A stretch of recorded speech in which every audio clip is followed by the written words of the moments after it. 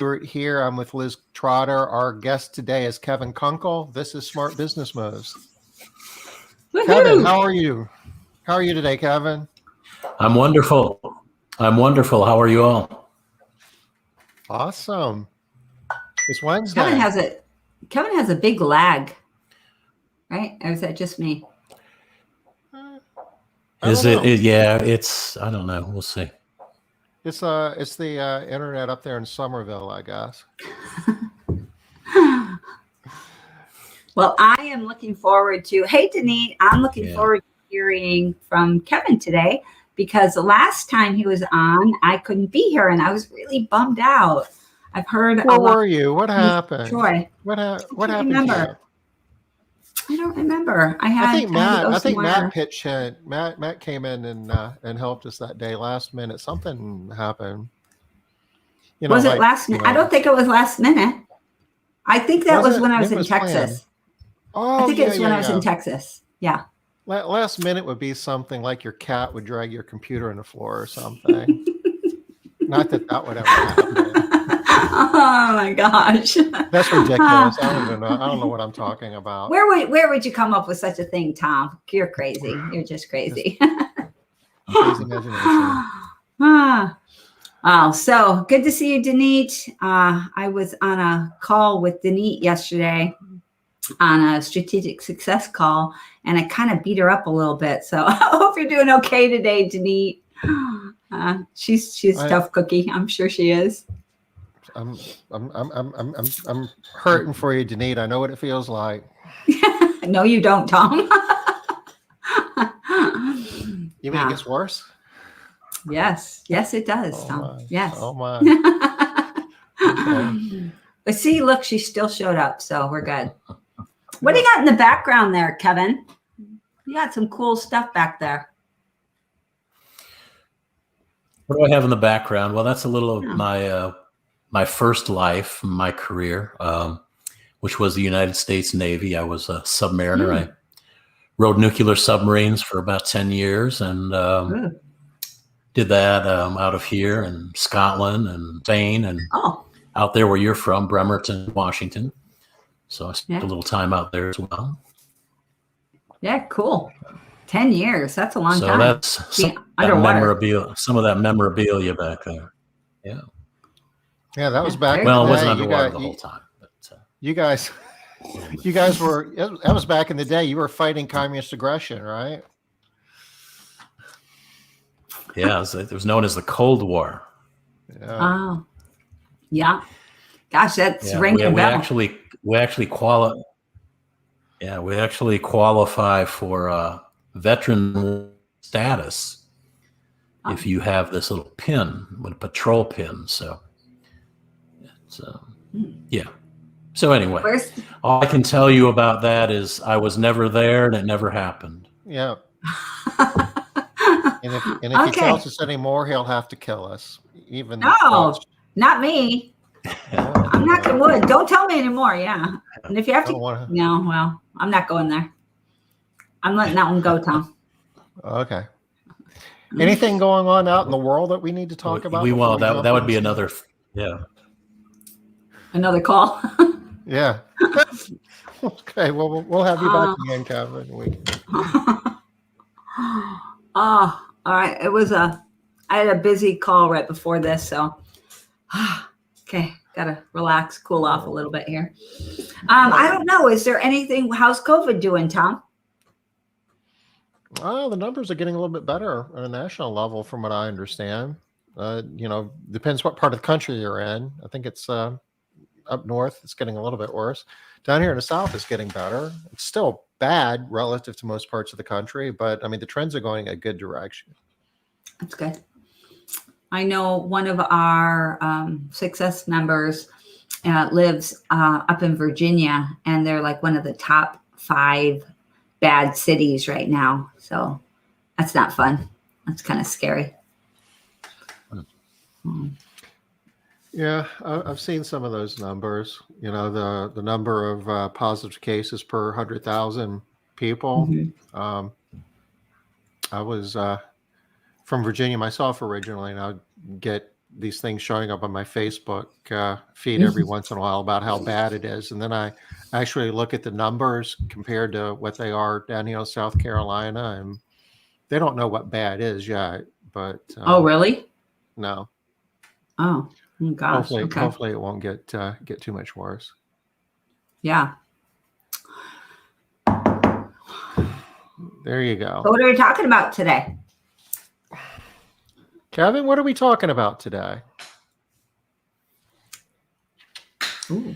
Well, we're going to talk about something that's been on your minds all month long, and all of your other presenters have talked about. I think that subject's been employee retention. And as I've gone through and listened to the episodes this month, I thought maybe we could talk about alignment, how important alignment is to this topic. And I use this term, a call to action, because we use that term, or we see that term a lot in marketing, advertising, retail, call-outs, right? And how people try to get our attention or create capacity. So the one thing is we need to have a call to action for ourselves, because if we're going to talk about employee retention, we still have to start with the end in mind. And the end in mind really is what our vision is. So we have to make sure we're clearly identifying what our vision is, and that we're clearly and competently communicating that vision to our employees, to our workforce, right? Yeah. So once we do that, we can come back and we can begin our alignment. We can start building that road if that's what we need to do, or we can start modifying, making improvements to the road. And so that's where I start. I like to start with the end in mind, and then kind of move forward and see where, we end up. So we've heard a little bit about this throughout the month, and workplace identity and personal identity are becoming more and more entwined. And I kind of heard that theme throughout the different presentations this month. Maybe not couched this way, but if you look at millennials and Gen Xers, they really want to have their personal identity be recognized and be a part of the workforce. They don't want that to be something separate, So it's not only the employer who wants that cultural alignment, it's the employee, isn't it? Absolutely. I totally agree with that. I love this verbiage right here. It's super simple. Simple, but not easy. I think if we trying to get my mind wrapped around what this looks like. I think that, and as you'll see where I'm going with this, we have to make sure that we're digging in and we're engaging with these people who come on board and people already in our workforce to find out, is our vision, are our core values aligning with what some of their personal values are? Now, I'm not suggesting that we sacrifice, our core values and things like that. We have to, maintain some semblance of organization. But I think we have to become more and more sensitive to what these two upcoming generations that are now a big part of our workforce, of the way they think and what they expect. Absolutely. Yeah. So when you achieve this alignment, all your employees from entry level to leadership share and act on the vision of the organization. So if you can visualize for a moment that, you went from roadblocks, detours, accidents, huge potholes you can't get through around, to now everything aligned, the road is now newly paved. We have nice on-ramps and off-ramps. We're actually now everybody in the same direction to accomplish the vision. So again, they're words on paper, but we have to get in the mode of living this sort of thing. And the first thing we have to do is figure out, how do we reach the alignment? How do we get into the alignment? Because I'm afraid what everybody falls a victim to is we have a tendency to put Band-Aids on things.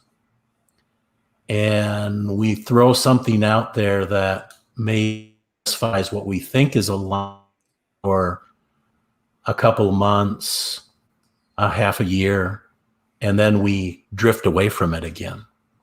And our alignment then is misaligned.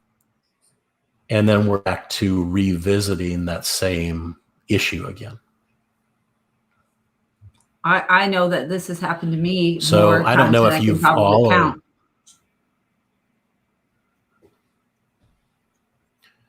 Yeah, and we sometimes as leaders, as business owners, as managers, that we're doing the right thing by, let's just use this, maybe putting an incentive in place, right? And it works for a little while.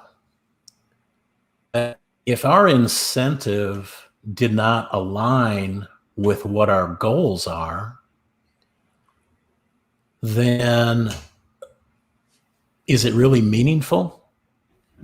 Does it align with what the individual employee was thinking? Do they think that what they're doing is important? And do they have something in the end that they gain? Or is it just the opportunity to, get a gift card or something? So we've got to make sure we have an alignment, and we have to make sure that it aligns with our KPIs, our goals, our vision, and with the individual. And that takes some discussion. That's back to the engagement.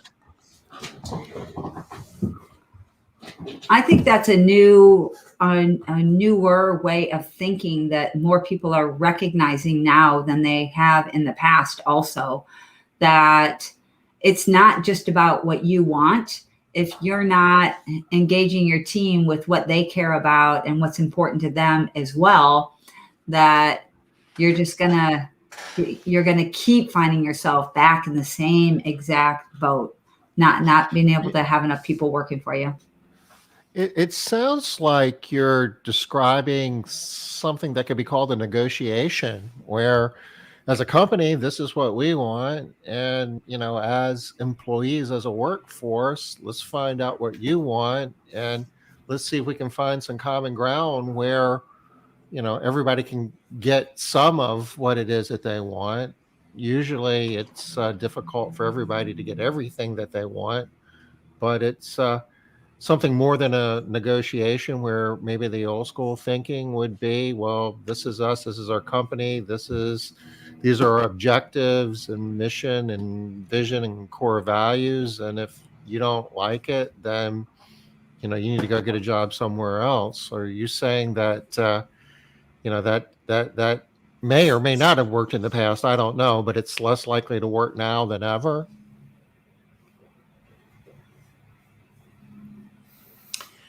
I think that when you look at the research, the surveys that are being done by Gallup, by Harvard Business Review, the folks that are in that business, I think Gallup did a survey in January 2021, and of all of their respondents, 30% indicated that flexibility, scheduling, was very important to them. The other thing that they indicated was, I think Liz brought this up a couple of weeks ago or a couple of sessions ago, was Maslow's hierarchy of needs. The other thing was security and financial security, health and safety. Those were the other things with scheduling flexibility that was important to people today. So if it's important to them today, then certainly that's going to be important to them, moving forward. And so going back, to Tom's comment, yes, what we need to try to gain is what's always been known as a win-win. We're back in here kind of using some sales strategies with our employees to get to a win-win. Maybe it's not all or one, but if we can get some kind of consensus, and consensus building is big. And if you can get consensus among your workforce, that's tremendous. Because if you think about all the varying personalities and behaviors that you have, if you can reach some common consensus, you're probably going to be able to reach this alignment that you're looking for. Okay. Yeah, that makes sense to me. Yeah. So what is really going to drive this whole thing, and you can go, to that next slide if you want, Tom,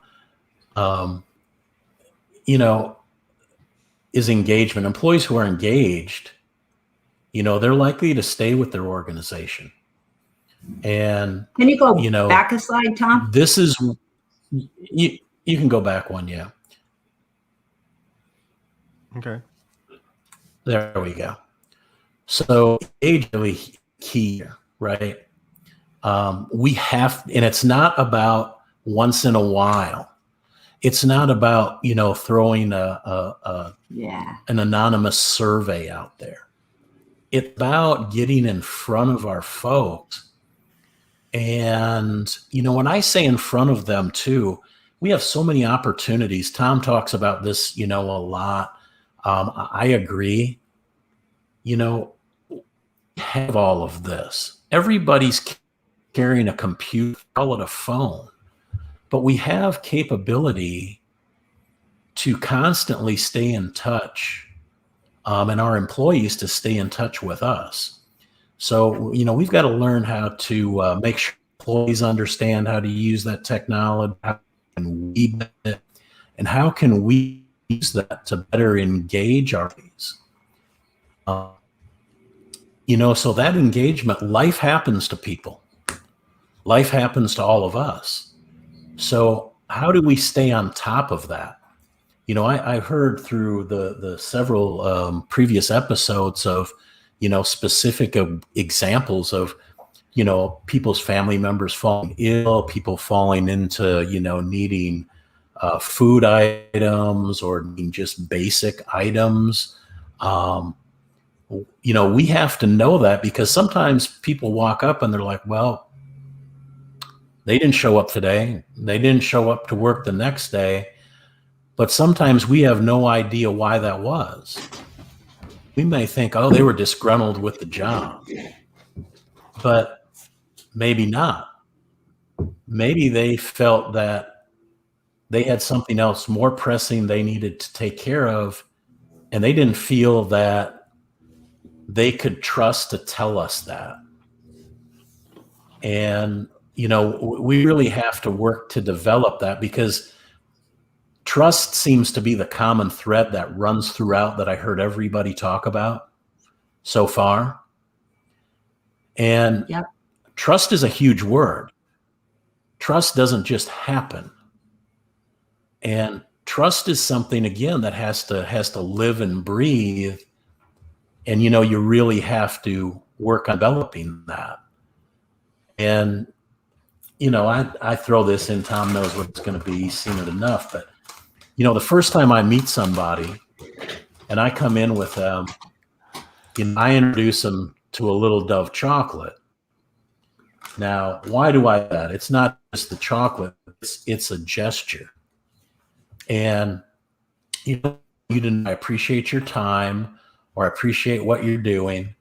And I really got into the habit of that when my dad was staying with us. He was sick, and up until he passed away, and we would take him, to appointments and cancer and the surgery. And I would always take this with me and provide it to the caregivers, to the nurses and to the docs, and, to the people who were coming in to clean the room, housekeeping. And I would just tell them, you know what, you folks deserve a lot more, but, here's a little appreciation. And you know what? Most of the time, those people, somebody was complaining to them about something. No one was giving them appreciation. So, my dad would say, hey, they want to know next time you're coming, you're the guy with the chocolate, But they also knew that I wasn't going to, they also knew I wasn't going to be complaining about something. And so I think we have to kind of utilize that in our workforce, to make sure that we're giving and coming across that we do care. Now, we have to make that real. If somebody's, misbehaving or non-conforming, and, we have to make adjustments to that. We have to let them know. We have to try to correct that. But I think we also have to let them know that we appreciate what they do, because not everybody sees what they do, as being important work. But Kevin, So, I mean, Kevin, the healthcare sector is, perfection is something that it's a concept, but it's just hard to find. And I bet because you were building trust and showing appreciation when you had the opportunity, if your dad needed some consideration that maybe he wasn't getting, and if you made the request, I bet it was given a lot more consideration than what, the average request would get, because of the trust and appreciation that you showed throughout the process. And I think that if you utilize that thought as a byproduct, not as the means of why you do it, then it's good. Because it certainly can be a byproduct, and if you do it right, it can be a byproduct. But I would also caution that it shouldn't be the main reason why you would do it. Okay. So yes. Well, I like to think in terms. So there's a couple of different things that people will say that you hear, and one of them is that you catch more flies with honey than you do with vinegar. And then on the opposing side of that, you'll also hear that the squeaky wheel gets the grease, right? So these are kind of opposing ideas, and both say, hey, be a witch and you'll get what you want. And the other one is, hey, be nice and you'll get what you want. But I think the difference there is, yeah, you'll get what you want from both maybe. But if you give the honey, or in your case, the chocolate, the people are going to want to give you what you're looking for. They're going to be on your side, giving you what you need and what you want, because it's coming from them, from themselves, from internally, that they want to do it. The other people might give you what you want, but they're going to resent it, and they're not going to want to give it to you. And you might have to keep on squeaking that wheel over and over and over again, which, that's just a hard road to hoe there. It's the difference between commitment and compliance. Yeah. Yeah. Very good, Correct. Tom. Nice and easy way of saying that. Yeah. Correct. Yeah. Yeah. And, that speaks down the road as I kind of move through this, it's so important that, we're working about, the building the trust and some techniques to go about that. But, we really want our employees to be advocates for us at some point. if they're committed to us to be that advocate for us, if they're just begrudgingly doing it, not so much. So that is very important. I think the commitment is very important. So yeah, they'll feel a stronger bond to the organization, I think, if they're engaged. Mission and the purpose make them more effective. They can make them more effective brand ambassadors for us, which is what we're trying to strive to as well. That's one of those byproducts. And again, they have to know too that what they're doing matters. And that, that kind of speaks to Liz's 3 M's, right? That part of that's important that they understand that. And we have to let them know that through those points of engagement that we have. And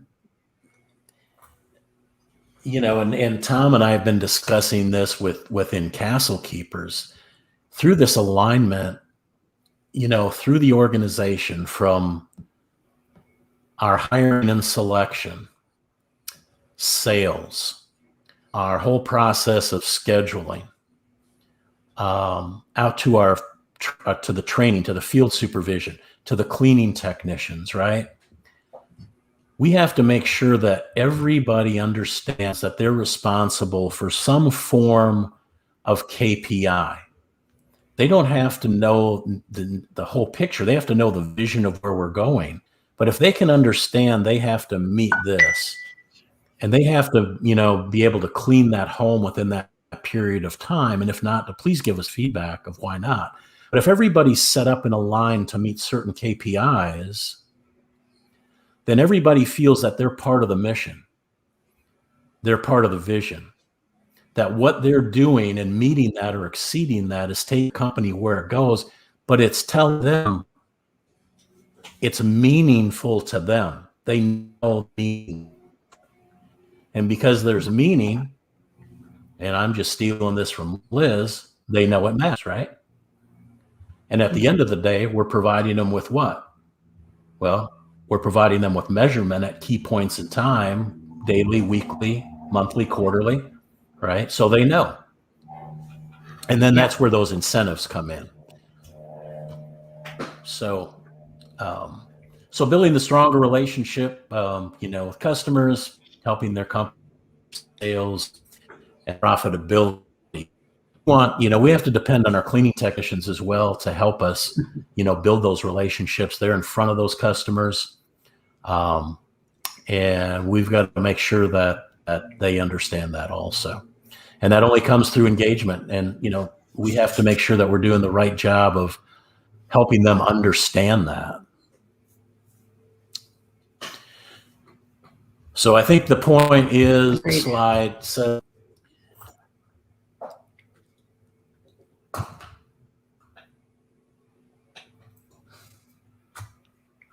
And there it is. So this whole engagement, we usually have been used to talking about a lot of engagement on the customer side.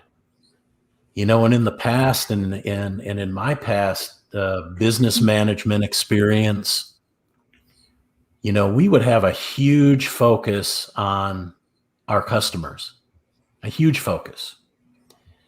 And, kind of we come and bring ourselves into today where we have to have like at least a 50-50, maybe it's a 60-40 focus on our employees to customers. We have to make sure we can maintain and sustain a viable workforce, because we can't grow our business and keep customers if we don't. So this engagement really has to be geared up, and it can't just be sometimes, it can't be average. It really needs to be maximum engagement. And we have to make sure that not only ourselves as leaders, but we have to communicate this information that at our various, throughout our leveraged employees, our field supervisors, we're all doing our part to get that back, to communicate that, and to follow up. And I think, what was the lady's name? Is her name Martha, who was on? She talked about something that was making promises you can't keep. So in this engagement, if we're having this back and forth and we want this win-win, we really have to make sure that if we've commented on something or said we'll get back with you or whatever, that we do that, because it comes back to the whole component of trust. And if we're going to engage people, and we're going to engage people more often, those opportunities are going to occur more often. So my belief is we're going to have to be very, very cautious and really realize what we're communicating, so that we don't fall into a trap where we commit to something we didn't even think we committed to. And sometimes that can be easy to do. Yeah, for sure. Yeah. You mentioned something, Kevin, about the value of a customer versus the value of a good employee. And it's funny that there's a whole body of work out there that, called customer service and customer service skills, and, providing outstanding service to your customers. You just don't hear the, employee service or, great employee service skills. I don't think that it translates in that direction, or at least it's part of the common thinking. But, I believe what you're suggesting is we need to have those service skills and be of service to, all stakeholders, our employees being as equally invaluable as our customers. From an economic standpoint, especially in the house cleaning business, arguably a lot more so.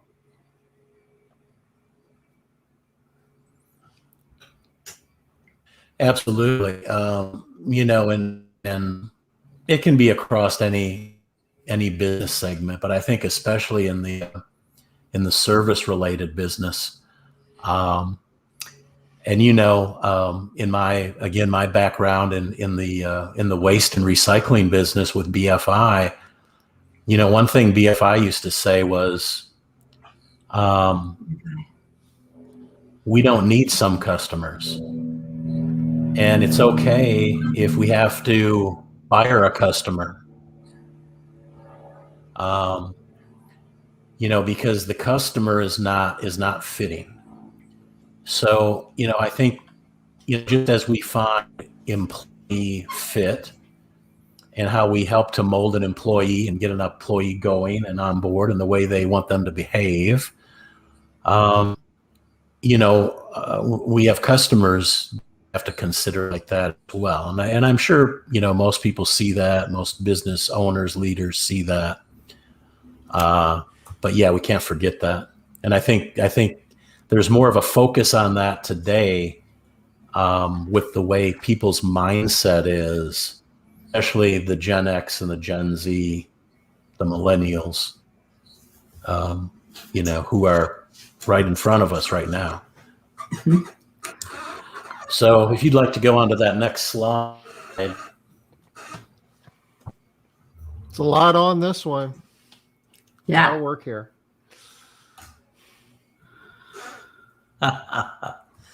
This one might be a little hard to see. So, if we're going to talk about, if we're going to seriously, in my opinion, and this is just my opinion, if we're seriously going to talk about customer retention, then we need to understand this job seeker, this job applicant journey. And what are they seeing about us from the outside looking in? So, what kind of awareness are we putting out there? And what they have listed here is all the typical platforms where someone can go and find out what we're looking for, right? Many of us advertise or post jobs on these sites. There's social media. I don't know how many folks out there, interact or do speaking engagements, community events, if job fairs and things like that. But, those certainly are important and can be helpful. Do people see us like that? Or do we rely on everything being, internet based, if you will, digital?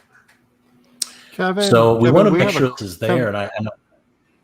Kevin, we have a question. Yeah. One of our guests would like to know Yes. if this presentation is for sharing. Absolutely. Okay, sure. If I'm happy to share. just I guess send me a PM if you would with your contact info, and I can drop it to you in an email. I guess would be the easiest thing to do.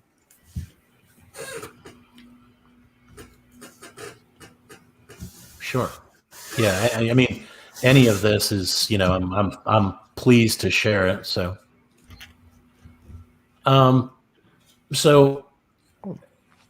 want to make sure that we're reaching people, and I think we have to make sure that we're reaching everybody's learning styles.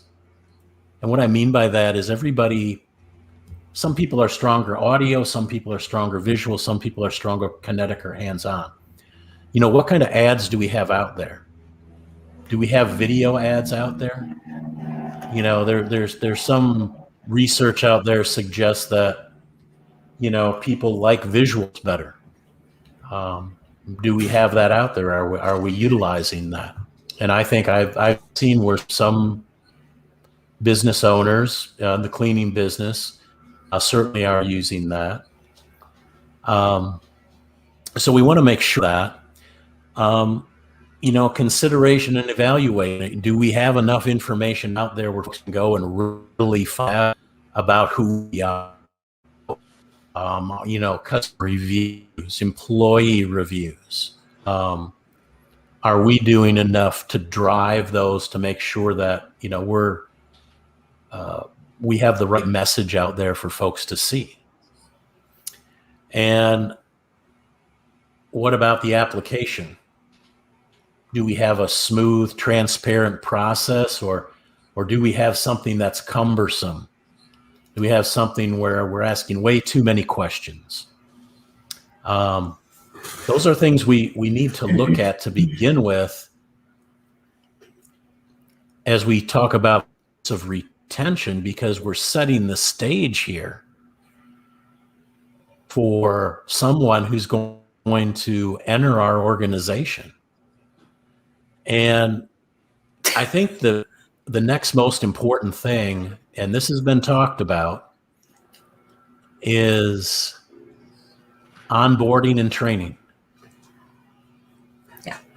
So I love that you're bringing that up. Thank you so much, Kevin. A lot what of does our a lot of us onboarding think the and training job. A lot of process us look like? Yeah, a lot of us think the job is done when we hire somebody. We've succeeded, and Yeah. that's not the end of anything. At best, it's just the end of the beginning. Well, tell us about onboarding. Yeah, so if I'd you love think, to hear and about I know onboarding. Okay, so I would say, like, the three of us here, right? We heard and know from where we all came from at a certain point in time, generationally. You put foot forward, first impressions are everything, right? So we're hoping that applicant coming to us is putting their best foot forward, their best appearance, everything. Well, are we reciprocating that in our onboarding process? Are we putting our best foot forward? Is this the best we have? Because we're not. We need to revisit it, and we need to make sure that onboarding process, because this is their first impression of us, at least in person, at least now as an organization where they're coming into it. And we need to make sure that feeling that, I attended one of Tom's on-site trainings a few months back. And it was just by chance. I went down just to do some observation. And the interesting thing was there were 4 young ladies in there who attended. And one of the young ladies had worked for another cleaning company, and then she had done some commercial cleaning. And she used this term. She said, I have to say, I have never felt this vibe anywhere else I've been. Like, wow, that's big. She's felt this vibe out of this training, out of what's been going on and what people have been saying. And that's big. Now, that's intangible, okay? But that turns into tangible stuff down the road. So we have to really make sure that, we're delivering that. If we think we're going to have a bad day and we're not feeling it, maybe somebody else should do the training that day. It's okay. I mean, and I know we get stretched for people. It's easy for me to sit here and say that. But, if we're getting people to feel that vibe and to feel good during that process, then we've really accomplished something. So I think it has to come with, when we're doing it, we have to be enthusiastic. We have to talk about expectations. We have to talk about making sure what are their needs. We haven't left anything out up to that point. Again, that we're reaching that consensus with that we're getting them off in the right direction from that point. Because if we're not, then we're not setting ourselves up for a good outcome.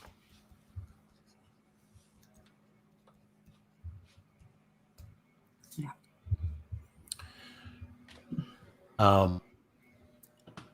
So, what your onboarding process looks like, and everybody's is probably a little bit different, but we need to make sure that we are allowing for consistency, because I believe that no matter what we have, our customers want us to be consistent in how we clean their home. Oh, yeah. So do employees want to have consistency in their workplace. So, we need to make sure that we're following a consistent process with this whole onboarding. We're not jumping all around from here to there, that, they know where they're at and they can view us as saying, hey, this company, these folks really got it together. I like this. I'm looking down the road coming on board with these people, things are going to be together for me moving forward. So, and I think with that, comes the whole piece with the clear expectations too. And during the onboarding is the time that you start laying that out. We talk a lot about setting those expectations and then meeting those expectations. That's just so critical. And not just with employees or customers, that's with families, friends, your kids. I mean, relationships are built on those expectations. Bad outcomes, bad quality, disappointment, so much of that's just founded in misalignment and expectations. People aren't clearly on the same page in terms of what one person wants and what the other person is delivering. And it's the house cleaning business. You see it all the time. It's like somebody asking, do you have fruit? Yeah, I have fruit.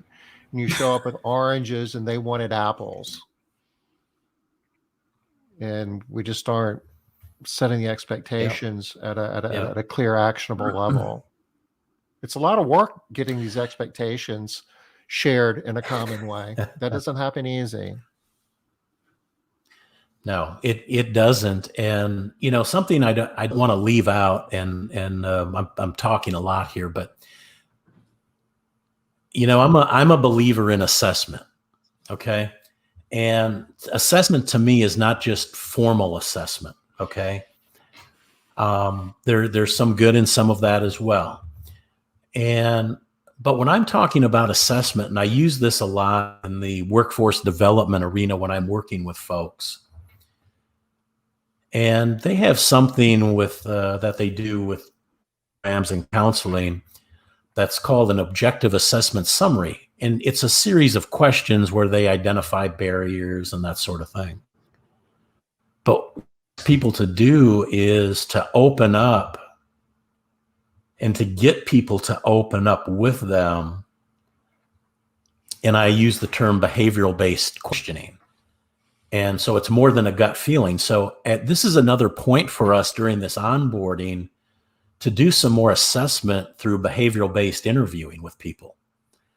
And, we can identify some more of those needs because it's helping to develop some trust early on. And if we can uncover some things of what those basic needs are that they may have, we can do a big service for ourselves and a big service to them, because then that doesn't crop up where, oh, by the way, I have this and I really I can't work on Thursdays, or I have to be off at 2, or whatever the case might be. So the sooner we can identify those things, the more content, we can be, and the employee can be. And at the same time, I think we identify behaviors at this point, and those behaviors are sending up flags for us. We have to know to pull those people aside. We have to take a deep breath, especially in our environment today when we're looking for people to fill the role of a cleaning technician, and say, I just don't think that this person continues with this behavior and they're giving me too many flags. We shouldn't move forward. Because if we make a decision knowingly, consciously to bring in the wrong person, we're never going to reach alignment. It won't happen. So we have to be disciplined to that. Kevin, we have about 10 minutes left, and we have one question here that Robin would like to know. Just generally, what do you focus on in the first 30 days of employment to engage the employee?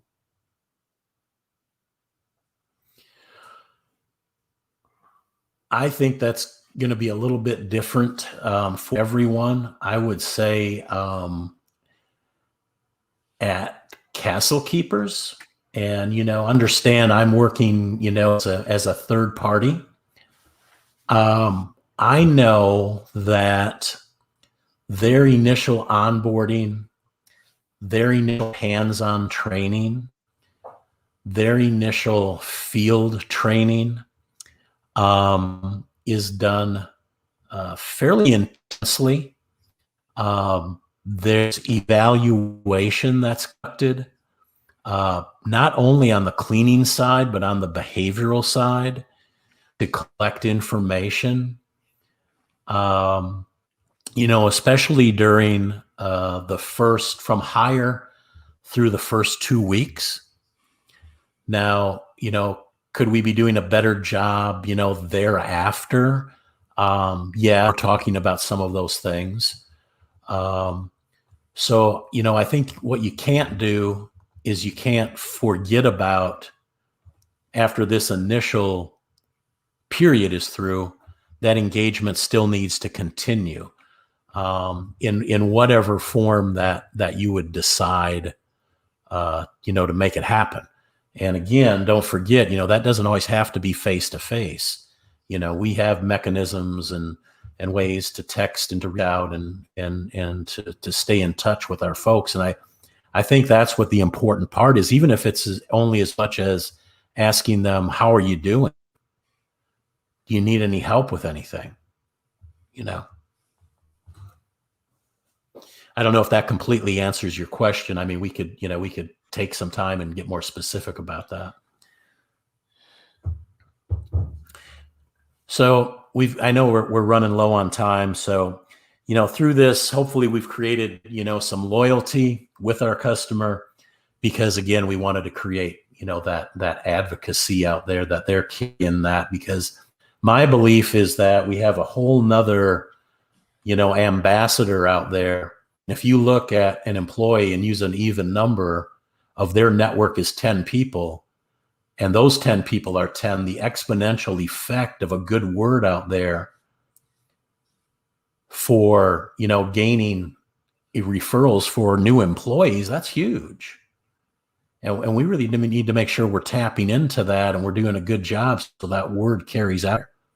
Because I know, and we need to work on that too here in Charleston, definitely. So if you want to flip over to that next one, we've got every day.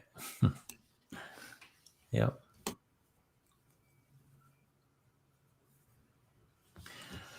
Okay, so back to that call to action.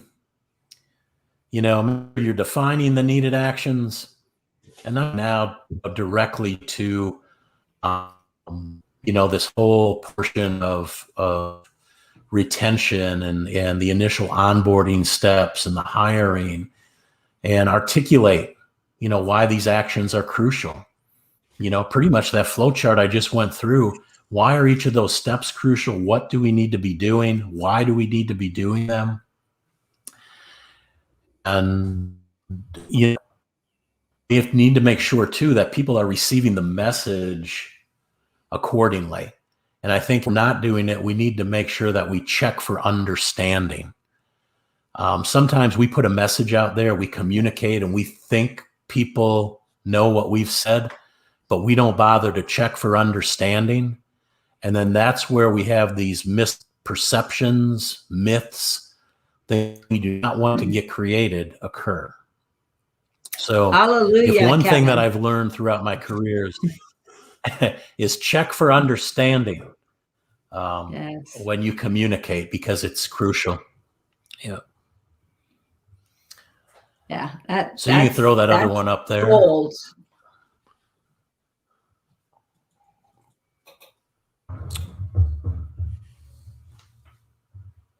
There we go. Okay, so yeah, we want to deliver that message in an effective manner, based upon those first four that I showed you, but this is what's crucial. We have to constantly work, to align the employee point of view with the company direction and mission. So we have to make sure via that engage that work, that constantly, that's where, going back to Tom's comment, how do we keep creating that win-win? And my guess is, and I know that it's not a one-time thing. We've got to continue to create that win-win. That has to be ongoing. That has to be living. And one thing more, if I can add, I'm saying, as leaders, we have to do this. Don't forget, we need to have, I used to call my leadership management experience, were champions within my business. And today I call influencers. So we have to have some influencers within our workforce who carry that message and can communicate sometimes peer to peer, where our message, that same message, might not resonate.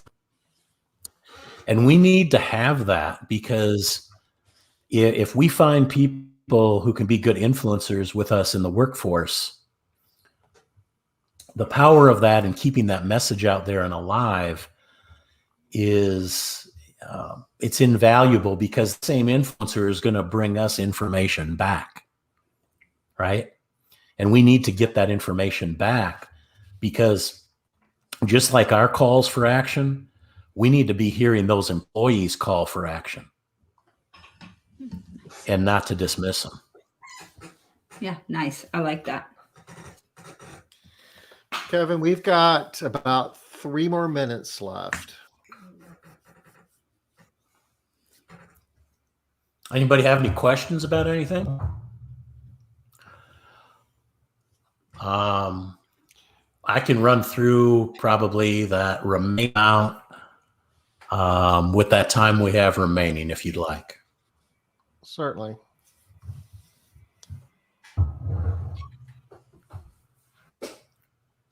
This is really good stuff, and we can come back at a later date and kind of pick this up and do a follow-up in part 2 as well.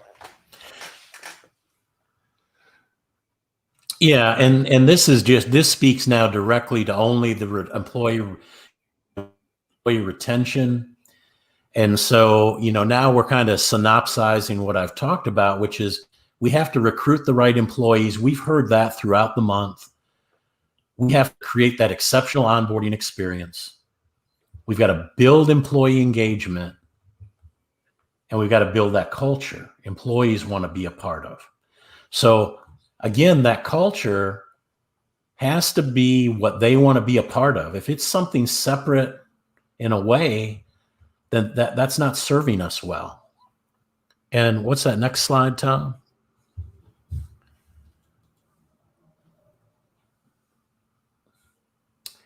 And so this is the other important part, and real quickly, the best way I can describe this aligned incentive across all functions, drive those goals. In my previous experience at BFI, and I'm going to make this quick, we had hauling companies and landfill companies. The hauling company could haul their waste wherever they wanted to. A lot of times the BFI landfill charged more than the competition. So if my bonus structure as a hauling company manager was based upon, my EBITDA, I was going to go ahead and haul my waste to the competition, who was less, because it put more money to my bottom line. But that wasn't doing the company any good. So one day someone had an epiphany. They said, guess what we're going to do? All BFI hauling companies will haul to BFI landfills. Well, guess what happened? And you'll give them the competitive rate for it. Well, that changed everything. That increased the company's revenues, the margins. It increased our shareholder value. It increased all of our stock options. So that one shift in alignment, and that's just on a different scale, but that goes to show the power of what something like that can do. So it's big. And we can't forget to manage for retention. And we're out of time on that, so I'll stop right there. Kevin, this is awesome, and you're going to have to come back. And we're kind of jammed out for the rest of September, but we can always swing back around. And it doesn't really matter what month it is. We can always talk about employee retention, right, Liz? Well, we are going to be talking about holidays coming up, and, managing employees around the holidays. And there are a lot of issues around that. Not just employees, of course, but that is one of the topics that we're going to be dealing with, because there's a lot to consider there. So now let's talk about employee around retention. The holidays is important as very important. Don't want to lose people. You don't want to be short-staffed over the holidays, because that's kind of when you're the busiest, right? Well, and it's more than just retention. It is around the engagement of the employees around the holidays, because what people need around holidays is people are crazy around the holidays, y'all. Yeah. So people need different stuff. People need different things. Yeah. If you can get it, and they have different expectations. If you can get it right around the holidays, you've probably built a lot of goodwill that will carry throughout the year. Agreed. So, Kevin, And this is Tom, awesome. Tom, Thank you. real quick. Yes, sir. There are some Real quick? resources Go ahead, in go the ahead. station. Oh yeah. If anybody wants that, we can get it out to you. Yeah, I just blew through the resources. I'll just cheat and do this. This is Kevin's email address. I will drop this in chat.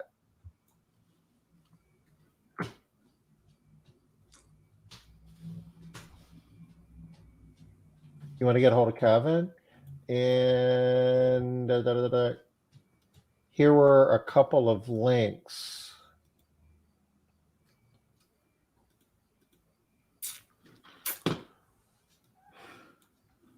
You want to share with us real quick what these articles are? Tom, you better just post the links. It's 3 minets after. What are you doing? Oh my goodness. You're going insane right now. Yeah. Well, Tom has lost his mind. He's so excited about employee engagement. I am. Well, you're not paying me any. I don't get overtime, Liz. So I might as well go ahead and get the rest of this in. I'm dropping the links for these as well. Thanks for having me. Thank you, Kevin. Thank you, as Kevin. always. Thank you so much. Yeah. Take care, guys. We'll be back next Monday, 5 o'clock Eastern. Bye-bye. Yeah. Bye, y'all.